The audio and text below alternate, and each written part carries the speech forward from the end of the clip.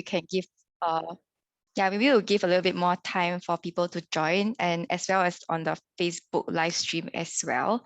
So maybe at 3:01, then we can start. Okay.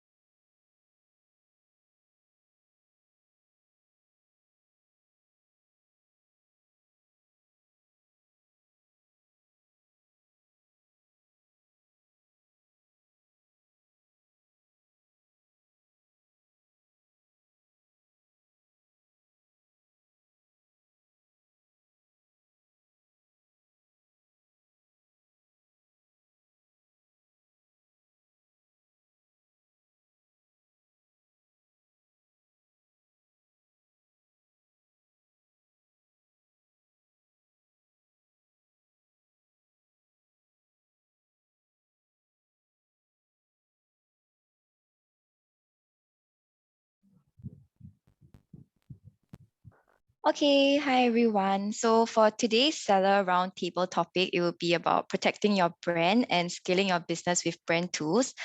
So for those who are new to our series, as well as people who are tuning in on Facebook, our seller roundtable is a discussion-based session where we have our Amazon seller ambassadors to share tips and experiences about selling on Amazon. And also do note that our ambassadors are in no way Amazon employees, and they are here in their own capacity to share their knowledge and advice with other sellers. So before jumping into the session, I think I will just do a very quick introduction of Brand Registry. So how do you enroll into Brand Registry? Firstly, you would have to review your eligibility requirements. So brands need to have a pending or registered and active trade text or image-based trademark. And this trademark must also appear on your products or packaging. Next, as well, it is to sign into the Amazon Brand Registry. Applications must be submitted by the trademark owner themselves. So if you're an authorized agent, what you have to do is to have the trademark owner enroll the brand first and then add your account as an additional user. And if you meet the eligibility requirements, you'll be able to sign in using your existing seller or vendor central credentials. And finally, when you enroll your brand, you will require a brand name that has an active registered trademark, and these must appear on your product packaging as well. You will also need a trademark registration number, which is provided by the Intellectual Property Office. And lastly, you also need a list of your product categories in which your brand will be listed. Yep. So some of the benefits of brand registry will be to build and protect your brand. So in terms of building your brand, we have the A+ content, sponsored brand, Amazon stores, Amazon brand analytics, as well as the new seller incentives that we will be talking about today. And for protect your brand, it's accurate listings, proactive brand protection, as well as reporting violations. Yeah, so without further ado, I think maybe we can get our seller ambassadors to quickly introduce themselves first. Yeah, Joseph, do you want to go first? I think you're muted. Good afternoon, everybody. I'm Joseph Zapanta from the Philippines. We have an Amazon store in the US, and we have our own brand, Argon 40. We've been selling in Amazon since the inception of our company back in 2016.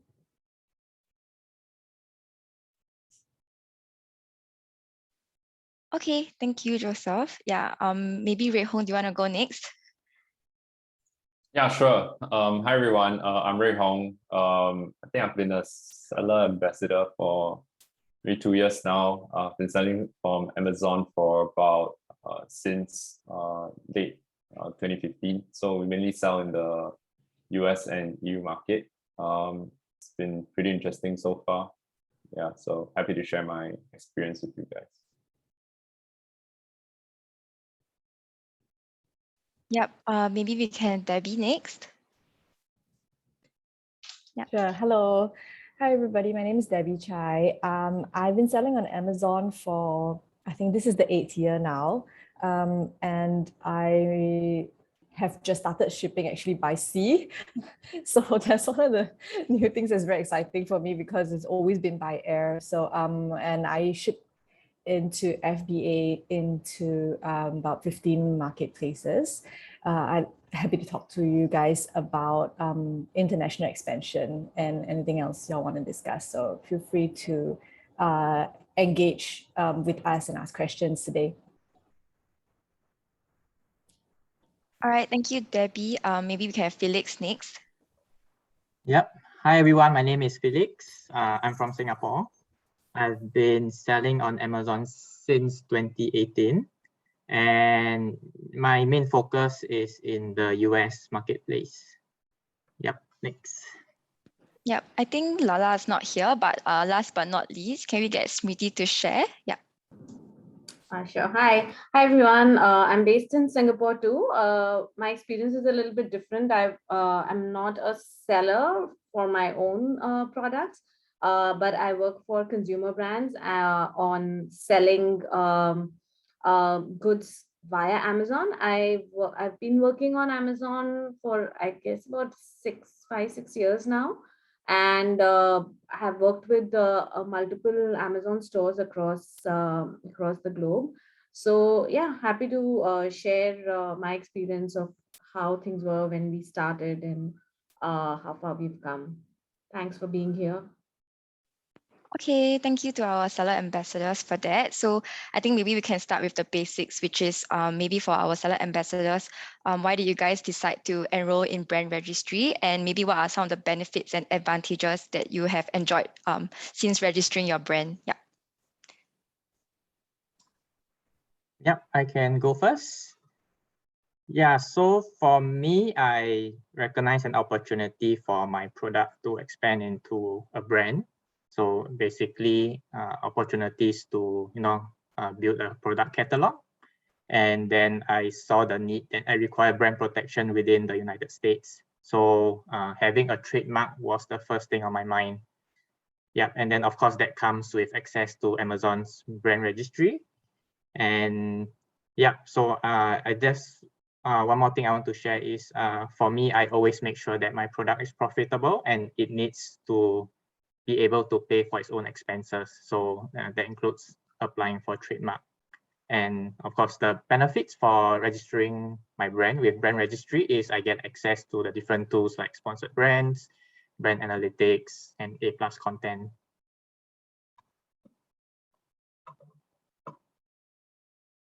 Yeah, thank you for that. Would anyone else like to share as well?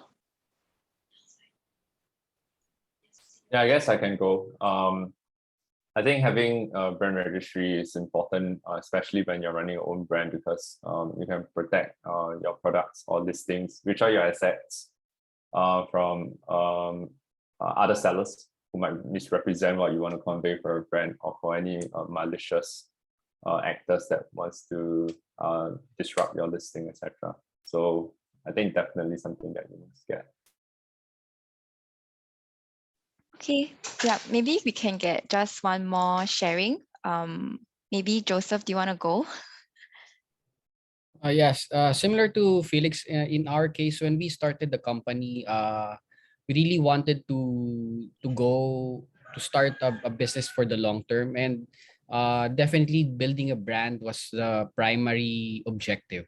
So getting our own trademark registered in the US, then actually at that time, the benefits of the brand registry was more of like a secondary thing for us. It's not really the priority when we decided to get a trademark.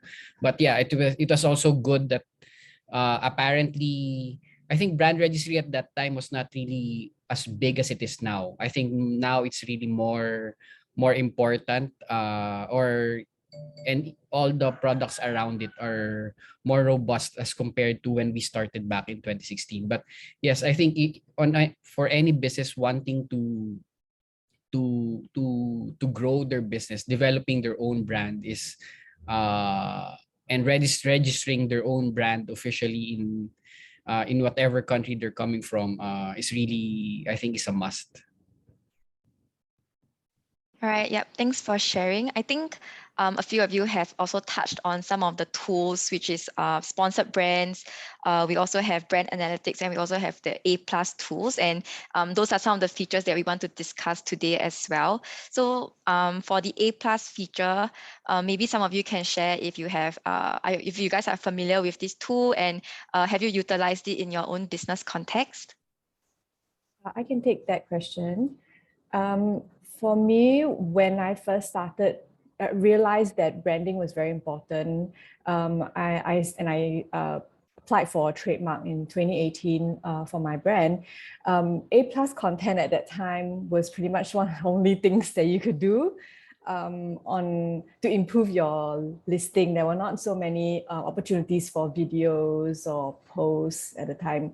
So for me, I understood that in a listing on your page on Amazon, if you scroll past the title and your bullets and the photos up top, and you start to go down, or you end up hitting some reviews and not very much in the product description section.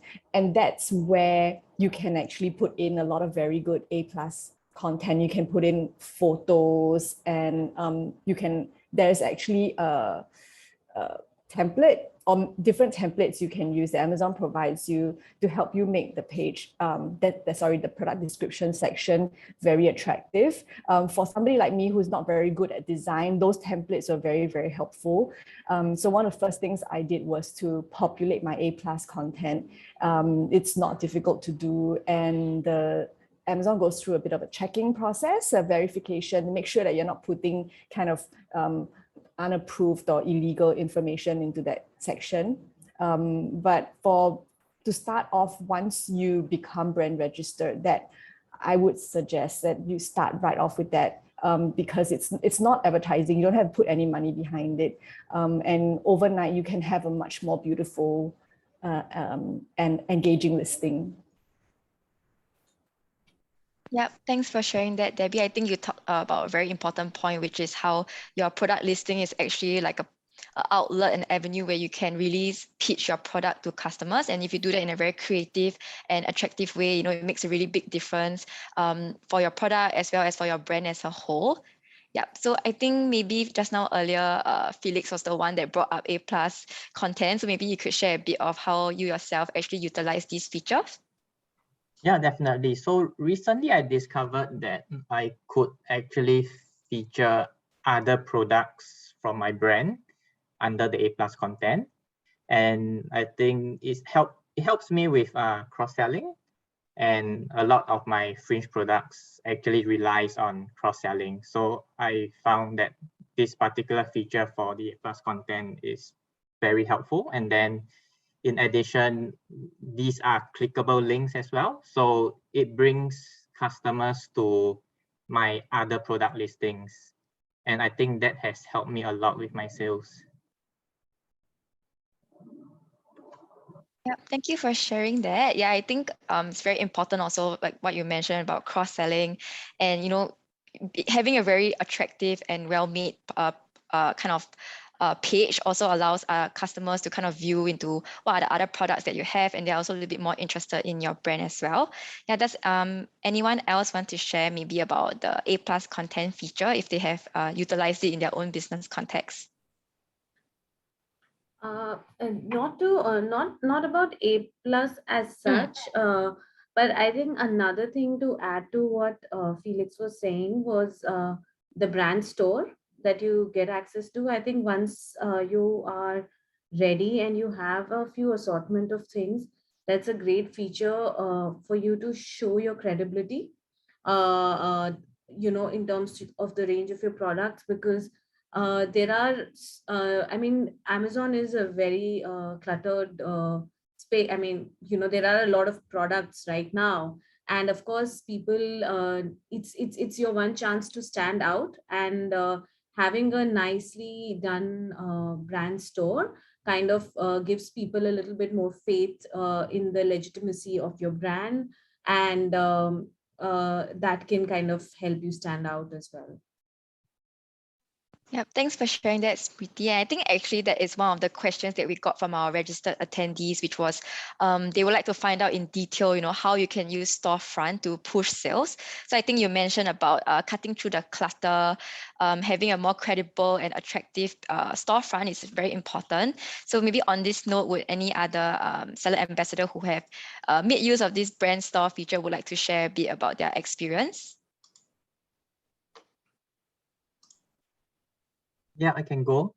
So this is not a very huge part of my strategy, but I view the storefront as some kind of a platform for me to cross-sell to my other products, because I do feature my other products as well, not just my flagship products. And I think a storefront can be useful if we are driving external traffic, for example, from Facebook ads. So the storefront serves as a landing page, and then you expose your customers to your entire range of products. So that can be helpful as well. Yeah, thank you. I think it's a very good point about using it as your landing page, especially I think a lot of our sellers will also be driving external traffic through offsite marketing. So it's important to have a landing page that it looks good, and then your consumers will also be interested to kind of continue scrolling and see what you have to offer. Yeah. So does any other seller ambassador like to share about the storefront feature? In our case, because our product tend to be more technical, because most of our products are consumer electronics related. So actually the A+ content and the Amazon brand store provides us the additional real estate or space in terms of defining the product, explaining to the potential buyers what are the features of our product, which is not available if you're not registered, because you'll be quite limited in terms of just having the text to explain. And I think most people right now are more interested in browsing pictures and videos more than the text. So the A+ content is actually helpful in that regard. And I think I would also assume that it also provides you more space in terms of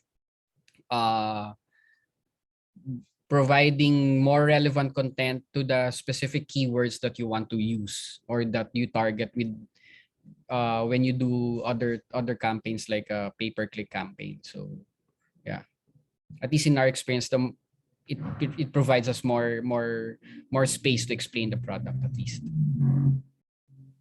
Okay, yeah, thanks for sharing. I think just to summarize the points, using A+ content and having a good storefront is very important when you want to have a very attractive page that drives credibility, that also explains what your product is. And at the same time, you can also help to market some of the other product and SKUs that you have. So all in all, it's also more space for you to run different campaigns. For instance, what Joseph mentioned about pay-per-click. So I think another brand tool also that is very commonly used is the sponsored brands. So with Brand Registry, you can actually have sponsored brands, which is an ad format that allows business to have your logo, your brand names, and also promote more products. So maybe some of the seller ambassadors who are familiar with this can share whether or not this is effective and how do you guys use it as well. Yep, I can go. Yeah, so I find it very effective because sponsored brands, they give me additional placement for my advertising. And I view that as not just a defensive and also an offensive strategy. So for defensive, what I mean is it prevents competitors from showing up at these placements. So I rather have my other products be showing up there. So like when customers click, they would go to my other products rather than them leaking off into competitors' products. And for offensive, I use this additional placement for cross-selling because then I direct the traffic from my flagship products off to my other fringe products. So all in all, I think it's super effective because it at the end of the day, it gives me more traffic, so more sales as well. All right, thank you. Does any other ambassador like to go and share about this?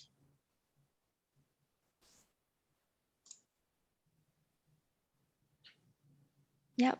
Okay.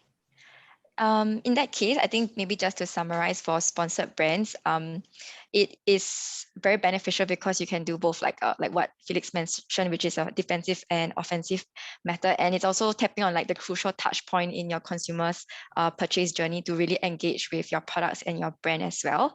So I think moving on to the next tool that we wanted to discuss is actually Amazon Brand Analytics, and this is also one of the questions that we receive from registrants, which is how do you make use of Amazon Brand Analytics and how it influences your selling strategy? So if any ambassador here has used it, maybe you could share a bit about how this benefited you.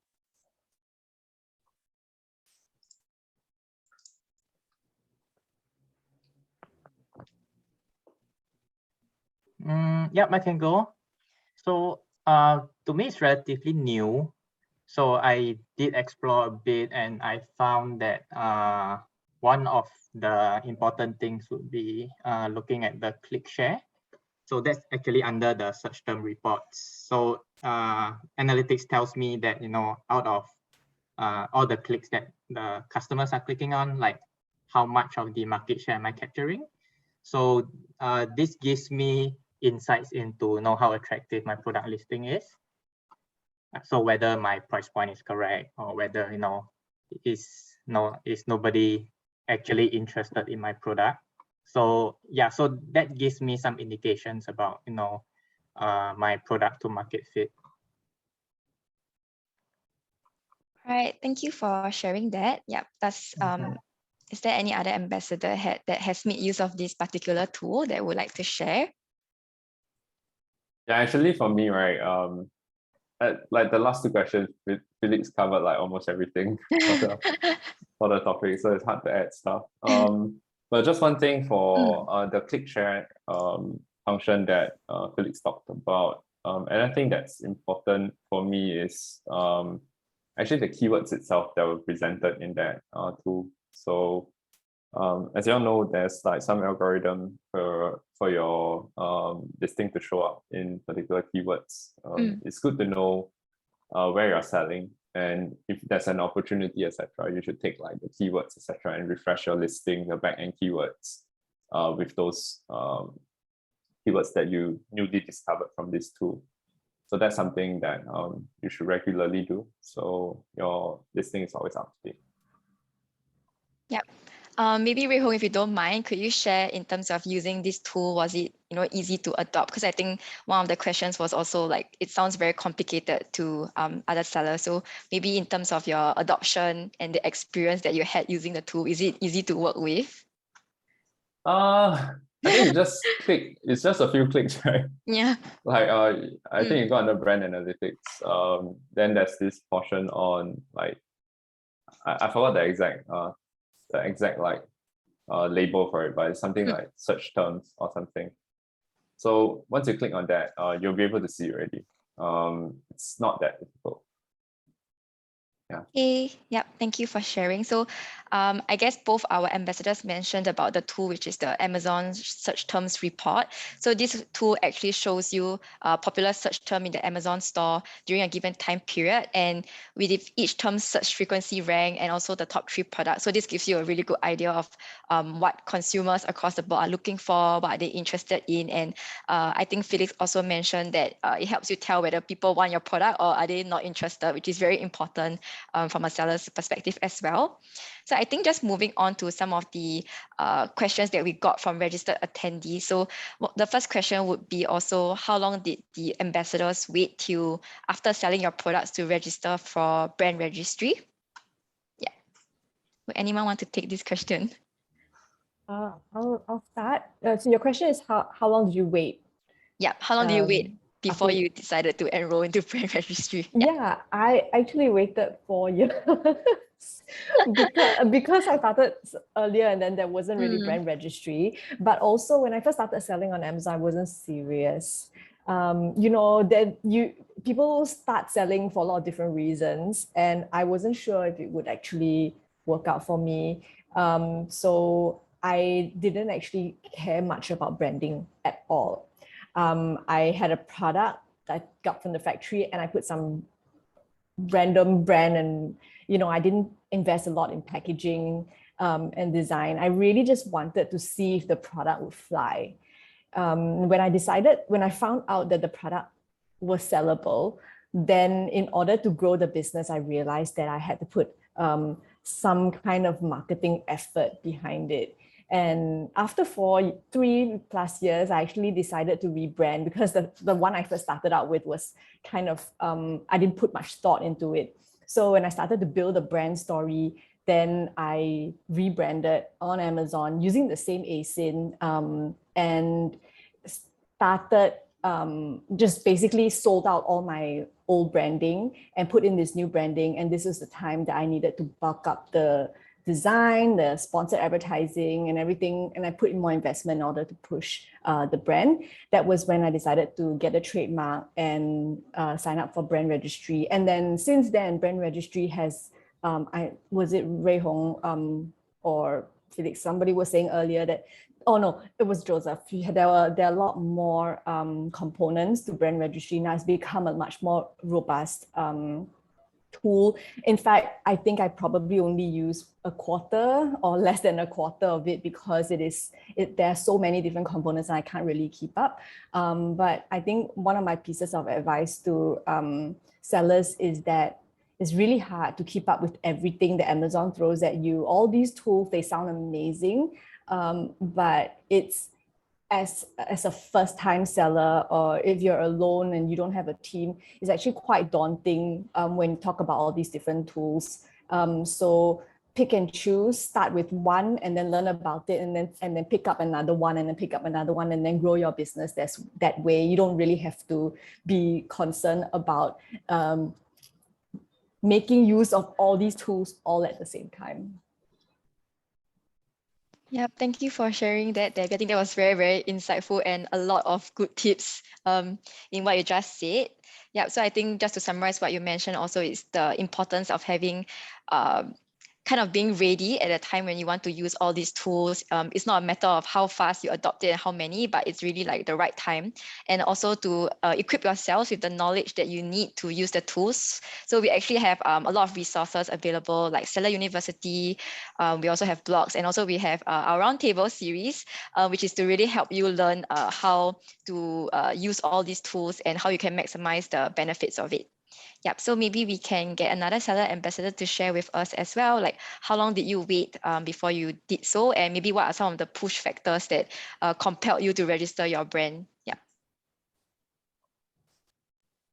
Yeah, I can go next. Yeah, so for me, it's always first criteria is my product has to be profitable, and I make sure that it pays for its own expenses for enhancement. So like for brand registry and trademark costs, because it's not cheap, and especially for new sellers, if you have to allocate the bulk of your budget on applying for trademark, and then you don't know whether your product's gonna sell, to me that's quite a big risk. So definitely wait until your product is proven to sell and it's profitable, and then use your profit to then pay for trademark. And also do look at your product, whether you're able to build or expand the catalog for this brand. Is there any opportunities for that? And even better if you have a strong brand story. And to me, in my opinion, the strongest brand story is one that, where you are able to solve a problem that, your competitors don't care about. I think that would give you a very strong advantage for your brand. Yeah, thanks for sharing that, Felix. So I think just to reiterate also, I think you have repeated a few times that you have to really make sure that your product is profitable, and you must make sure that it's able to pay for the expenses before you take any next steps. But brand registry is also one way that you can really take your brand to the next level because of all the tools and the benefits that you get, and also the trademarks that helps protect your brand against other malicious players. So I think that's something to take note as well. And yeah, maybe we can get 2 more sharings about what are the push factors, and when would be a good time for sellers to actually start registering their brand. Yeah. I would agree with Debbie and Felix that I think it's more of a decision on how serious are you in terms of going into selling in Amazon. If you're still at the stage of, okay, I just want to get my toes wet and just try it out, try out a few products, I think you can still get away without going into registering in the brand registry. But I think once you're at the point wherein you're really decided to invest in selling in Amazon, I think go do investing money in terms of whatever it takes to get the registration, your trademarks registered, and then getting all the requirements to get registered in the brand registry is I think is still worth it. If you're really into looking at it as a long term investment. Because I think right now, as I've said earlier, the landscape between 2016 and like right now 2022 has changed a lot, and actually the tools that were previously you need to buy from a third party provider are now given by Amazon, which basically says that these are now the basic stuff. I mean, as compared to before, the basic stuff in Amazon was like just uh, getting your basic listings. But now I think if you as a user, if you browse Amazon, the way listings are made, even the page, I think almost more than 1/4 of the page are already paid real estate within Amazon. So it depending on the category you are. Actually, I think that's one thing. If your category is very competitive, and you'll see, meaning if you plan to sell in a category wherein when you see the page of your competitors, like 1/4 or 3/4 of the page are sponsored ads or sponsored brand, then most likely you're in a very competitive category. Then I would say getting a brand registry is a must. But if you're selling in a category wherein there's less competition, then I think you can still get away without doing brand registry. Yeah, I think thanks for sharing that, Joseph. So I think from that, two really key takeaways is firstly, how serious you are. I think this is also reiterated by a lot of our ambassadors, which is the amount of investments and also the processes that goes into it is something that you need to consider. And the second takeaway that was a really good point was to look at your competitors. So is the category a very competitive space? Are there a lot of sponsored ads happening? I think that's also another point that you want to consider before you take the next step to enroll your brand into brand registry. Yeah, I think we still have some time, so maybe we can take one more sharing actually. Smriti, would you like to go? Oh, I think you're muted.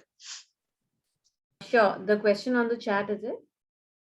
I think the question is more of how long did you wait until you actually registered for brand registry? Yeah, and maybe how you advise new sellers or less experienced sellers about when they should take that step. Yeah. Yeah. So for me, I think it's a bit different because I didn't start as a seller, but when I started selling, it was on behalf of a brand. And if you already have, in case you're in that shoes, and if you already have an established brand on other channels or something that you've been working on, and you are just introducing it to Amazon or just introducing it to Amazon Singapore, I think then definitely it's highly recommended to start brand registry first, because if your brand has credibility and presence before you even got it on Amazon, then you want to guard it against other products imitating your brand and things like that. So it helps in that way. But if not, then but if you are just starting out and testing products, I think everyone else who has spoken before me agrees on that it should work for your PNL first before you make that investment. Yeah, thanks for that, Smriti. I think so. Just to sum up, what were all the points? It's really make sure that you are ready, make sure that you are really serious and really ready to commit to this, and also to consider like certain things like your competitors, what is your brand about, what are you selling, before you take that step as well. So I think we have a question from the Facebook stream, which was, how often would you recommend going into the keywords tool feature to update your listing, or is it a one and done type of approach? I think this one could be something that Rui Hong answered, because I think this was the one that he pointed out just now. Yeah. Yeah. So I think it's something that you want to keep doing, but like the frequency that I recommend, I'll say, let's say if you start off, when you start off, you must have done it once, right? Don't only use the data from this keyword tool, but also use some third party tool like Helium 10 to actually source out all these keywords. Then once you get it ready, list it, see how your keywords are performing. If you discover new keywords that do so, then run through that process again, add new keywords, etc. So you at the start, I think there'll be multiple rounds that you want to run through because you're kickstarting this product. Then you realize, hey, your sales stabilize, etc. Then okay, maybe every 3 months or every 6 months you can do a review again. Generally, keywords don't change that frequently, but for me, I've been selling for a while, right? I do notice that sometimes the items in a particular keyword will change over time. Yeah, it's pretty interesting. So it's always good to have kind of like a process to continuously review this. Continue to review your keywords. So I would say the best is maybe every 3 months. At worst, you should do it like 6 or maybe 1 year, a review of your keywords. Yeah, I like to jump in right here because I'm actually doing my review right now. When I started, I put in a whole bunch of keywords, not really knowing what I was doing. And along the way, I hired somebody to help me with my PPC advertising. So because I don't enjoy looking at these keywords and figuring out how much to bid for them, that kind of thing. But when it comes to the search terms that you need to input into your listings, terms that do not show up on your main listing itself, search terms actually come out looking kind of weird and arcane. They can actually be really funny. People will use very funny terms to search for the kind of products that they want to search, and they actually are looking for what you are selling. So it's been maybe 2 years since I've looked at it, and now that I have the time to go back and refresh my search terms, what I did was I signed up for Helium 10 and not the full package. I just signed up for Cerebro. So it's an a la carte thing. I just pick and choose, cost me $39 a month. And 1 month is more than enough time for me to refresh all my keywords for all my different marketplaces. So if anybody is trying to reach me in the next few weeks, I'm just busy doing that, okay? Using my Helium 10, making good use of my $39. But then generating the keywords from Helium 10 and then plonking it into the Amazon's brand, what is it called? Brand dashboard. Under brand dashboard, there's a thing called Search Terms Optimizer, and it shows you all your SKUs, all your SKUs, and it'll tell you which search terms are optimized and not optimized. So it literally has a very convenient box where you plonk your search terms in. They will highlight the ones that are not optimized and not good. You can just remove them and then replace them with better ones.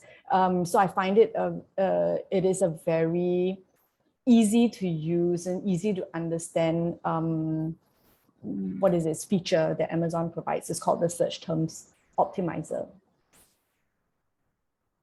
Yeah, thanks for sharing that, both Reho and Debbie. I think I hope that answers the question on Facebook. But maybe just to sum up, so this process of search terms is a very like iterative and also test and learn process. So you do need to refresh it.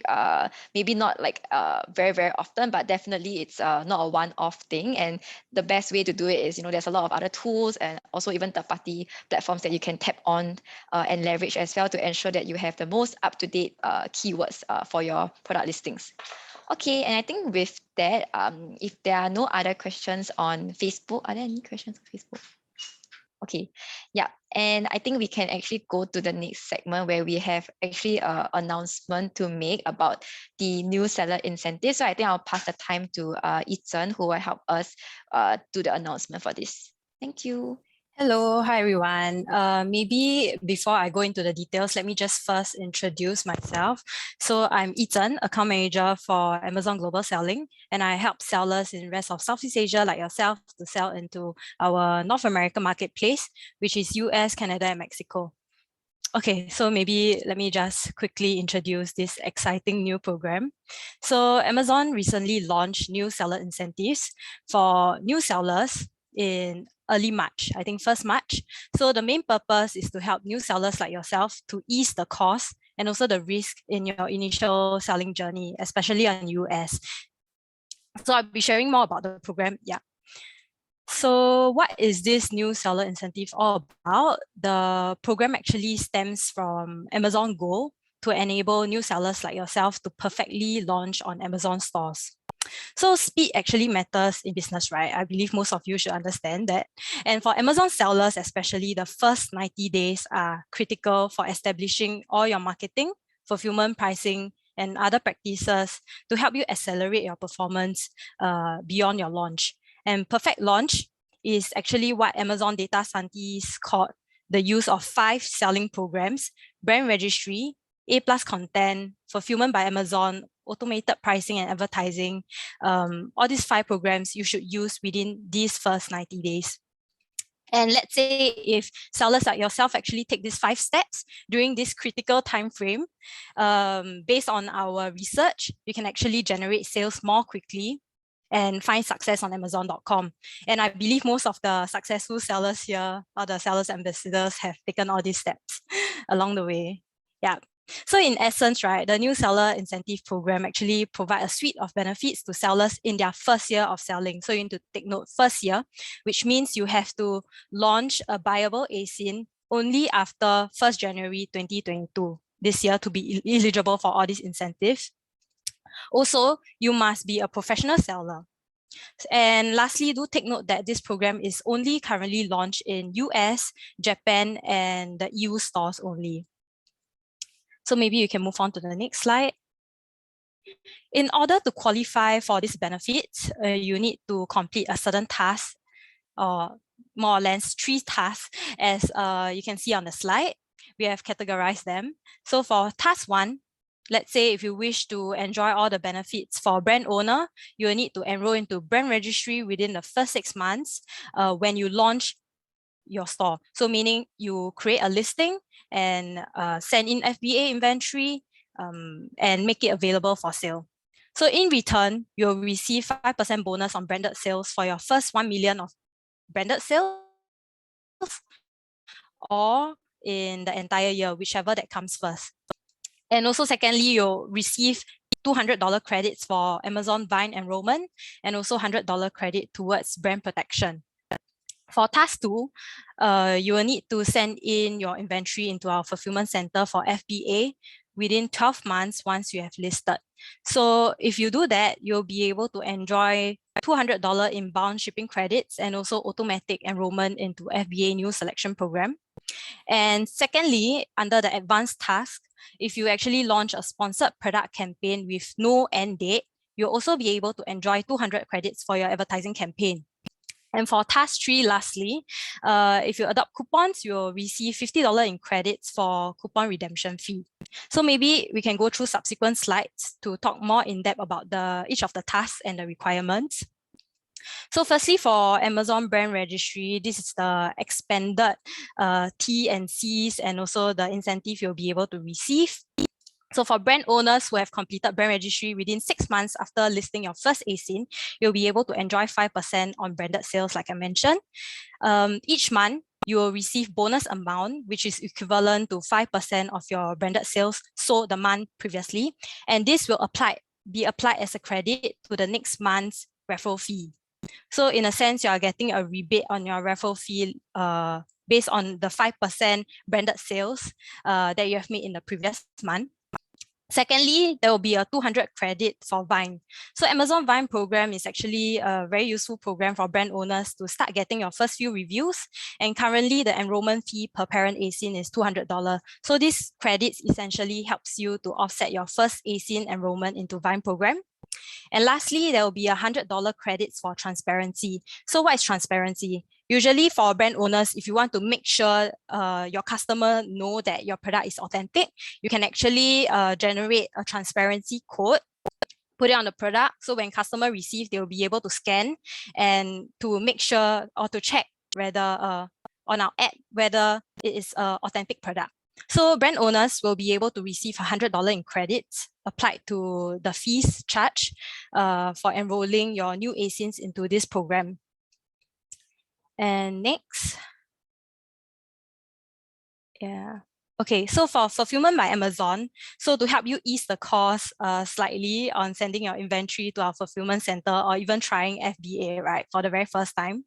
So let's say if you send your inventory into the fulfillment center within 12 months of listing your first viable ASIN, you'll be able to enjoy, firstly, $100 discount on shipping if you use Amazon Partner Courier Shipping.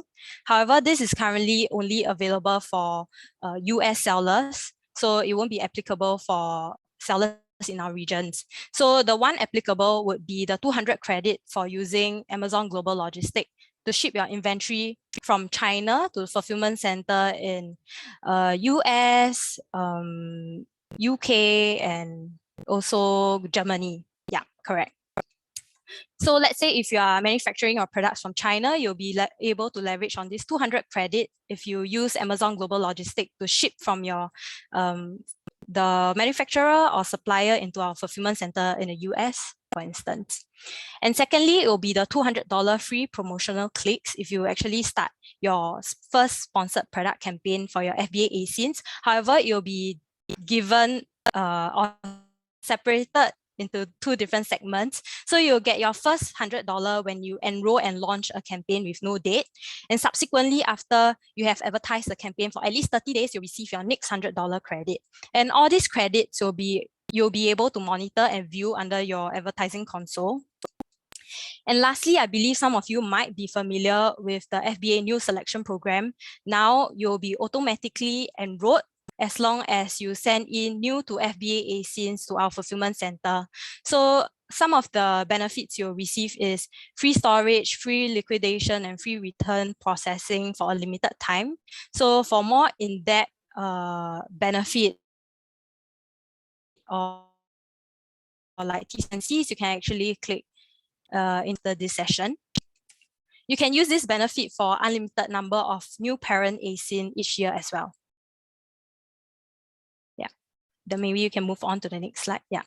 So for new sellers who adopt Amazon coupons within 12 months of listing your first ASIN. So these ASINs or products do not have to be on FBA. That means you can be fulfilling them by yourself. But let's say if you launch coupons on your Seller Central account, you'll be able to receive a $50 coupon credit that will be able to help you offset your coupon redemption fee after you create your first coupon campaign. So again, like I mentioned earlier, the first 90 days are especially crucial for new sellers like yourself to perfectly launch on Amazon stores. And if you follow our checklist and complete each of the tasks, you get benefited from all these incentives, and most importantly, help you gear up for your sales quicker. And also, once you have launched on Amazon, through this incentive and all these programs you have adopted, it can actually set you up for long-term success in your selling journey with us. I think that pretty much ends the announcement. Maybe Ting Xuan, you can talk about your last slide. Okay, yeah, thank you, Ichun, for that. Yeah, so if you guys have any questions regarding the new seller incentives and new selections program, you can actually scan the QR code here and just share with us any questions that you have. And this also comes to we also come to the end of today's seller roundtable, and just want to thank our seller ambassadors also for their time and for very generously sharing like their experiences and best practices with us. And for everyone else, you can also share your feedback and some of the topics that you want to discuss in the QR code here, and also join our community with the QR code on the right. Yeah, thank you.